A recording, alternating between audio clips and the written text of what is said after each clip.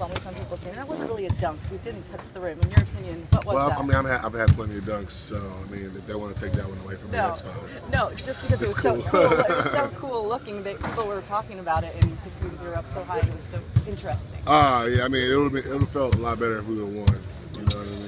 But you know, it was. I just tried to make a play. You know, he sags off a lot, which is smart. You know, in their game plan. But if he does, we got to find ways to adjust. Speaking of Mason Plumlee, I know you saw him a lot during the regular season, but has he impressed you during his playoffs? Yeah. He's played well. He's kind of like their playmaker, especially their bigs. You know, he has the ball a lot. He's finding guys like McCollum and Dame and cuts and things like that. So he's done a really good job for him. What is this team's mindset heading into tonight?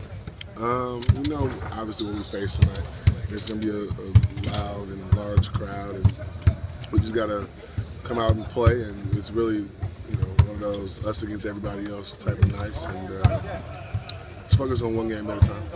Do you say to DJ any damn, how does that happen to us from the locker room? It's no. I mean, it's definitely been a roller coaster season, but it happens to every team. It's just how you respond and react to it. And I feel like we will and continue to get better and respond to these type of situations. But I don't know. We've just been a little unlucky this season, but we'll be okay. How can you tell the guys aren't giving up? Because we still got guys who are wanting to win this series and wanting to keep advancing. And it's nobody's heads down in the locker room, and it's not like a bad energy thing. Guys are still laughing and having a good time and locking in when it's time to play.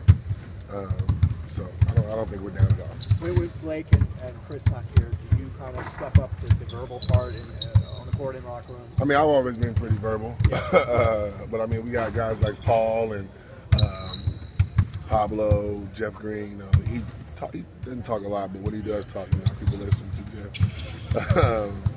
So we all are going to be there for each other, and everybody's saying the right things that we need to do. We just got to, at 7:30, be ready to go. How do you try to make up for, with Chris and Blake being out, not trying to do too much out there? You can't, like I said, you can't, replace Chris or Blake. But the only thing we can do as players and as teammates is try to step our game up a little bit more, and we know we have a lot more responsibility with those two guys being out, two of our leaders. So we just got to, stick within our game plan, within your limit, within your role, but just do it a little bit harder for a little bit longer. Thanks, Josh.